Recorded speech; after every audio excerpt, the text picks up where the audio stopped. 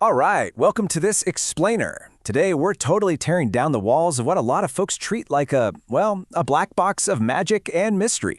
Seriously, people talk about the Instagram algorithm like it's some sort of unpredictable force of nature. But the actual truth? It's a highly rigid, entirely predictable computational pipeline. And once you really grasp the machinery inside that pipeline, literally everything about how content spreads online makes perfect sense.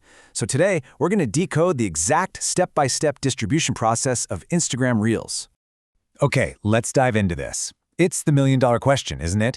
How exactly does a reel go viral? Now, we're not going to sit here and rely on rumors or, blind guesswork to answer this.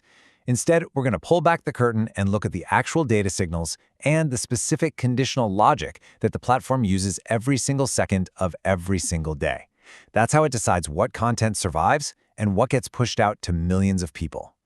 To get there, we've got a quick 5-step roadmap for today. The matchmaking system, the initial testing phase, engagement valuation metrics, the viral ripple effect, and finally, strict algorithmic penalties. So let's kick things off with Section 1, the matchmaking system, and its multiple distinct algorithms. First off, we need to completely bust a massive myth right now. Instagram doesn't just have one single algorithm. The feed operates on one set of logic, the Explore page uses another, and Reels, well, they operate on their own entirely distinct architecture.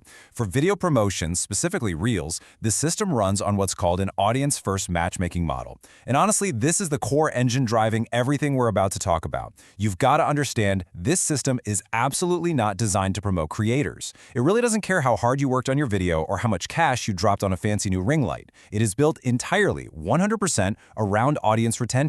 Its single overriding goal is to hook viewers and keep them actively swiping on the platform for as long as humanly possible. Now, what's really interesting here is that every single Reels journey breaks down into 3 overarching steps. First, you have a testing phase, then an engagement valuation, and finally, if it passes those tests, lookalike expansion. Let's zoom in on that very first moment. Moving to Section 2, the initial testing phase, which is often called the seed test. This kicks in the exact millisecond you hit publish. So the system initializes by instantly analyzing your video's metadata, and I mean instantly. We're talking about the AI literally scraping the pixels on your screen, identifying the audio track, and scanning your caption keywords. It does all of this heavy lifting just to figure out your exact niche. Once it categorizes the video, it immediately pushes it to a seed audience.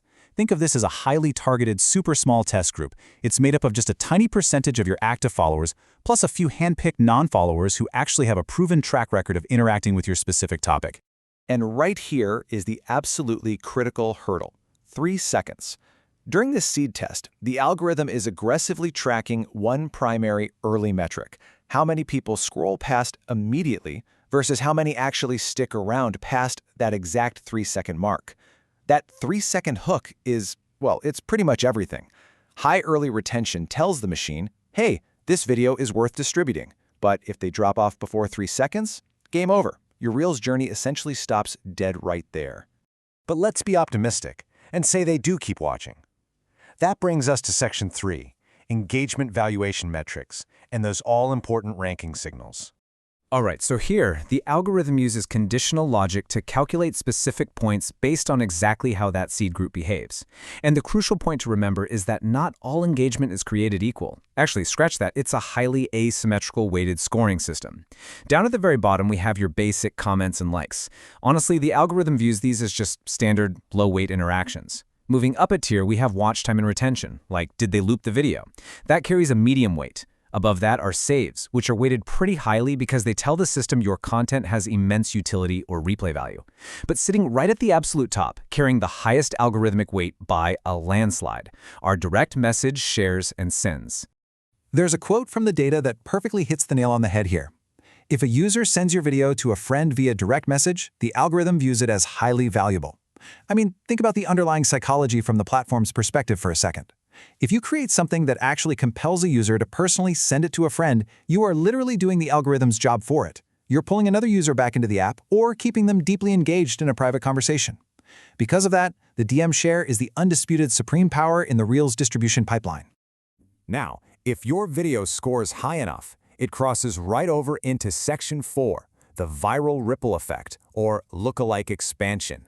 And this brilliantly illustrates a massive if-then logic trigger. If your initial test group yields high watch times and a ton of shares, it triggers this recursive viral promotion loop. The algorithm basically takes your reel and starts flooding it into the main reel stream and the Explore tabs of millions of non-followers. And it's not random. It specifically hunts for lookalikes, people who match the exact behavioral footprint and profile of your initial, highly engaged seed audience. But keep in mind, this isn't just a one-and-done push. This is a continuous reevaluation loop that happens in outward waves. And those outward waves of expansion, they will only persist and grow as long as your engagement to reach ratio stays incredibly strong. The literal second that ratio dips, meaning that new, much broader audience isn't sharing or watching quite as intensely as the smaller seed group did, the expansion loop just terminates instantly. So what stops a video before it even has a chance to ripple? Let's jump to Section 5. Strict algorithmic penalties and system constraints. Instagram has some seriously rigid quality standards, and there are specific negative triggers that will stop this entire pipeline cold. The most prominent one is known as the aggregator penalty. Basically, never, ever repost videos that have foreign watermarks or logos from other apps, like TikTok, for example.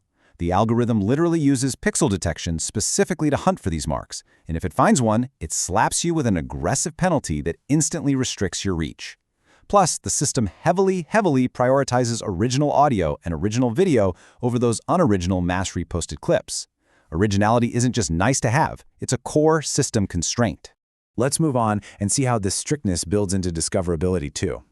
A lot of people out there are still using that outdated tactic of hashtag stuffing, spamming like 30 super broad tags at the bottom of a post. Well, the algorithm actively penalizes that now. Instead, the system essentially caps effective hashtag usage at about 3 to 5 highly specific niche tags. And why? Well, because the AI is quite literally reading your descriptive captions to categorize your niche. So SEO optimization using natural keywords in your caption is just vastly superior to throwing up a random wall of hashtags. Which ultimately leaves us with this final, really vital question to ask ourselves about the content we consume and the content we create. Are your metrics feeding the algorithm, or are they just feeding your ego? Look, likes and comments, they definitely feel great to see. But as we've completely unpacked today, true distribution relies entirely on feeding the matchmaking pipeline what it actually craves. High retention, highly shared data. If you aren't designing for that all-important DM share and you're ignoring that 3-second hook, well, you simply aren't participating in the pipeline.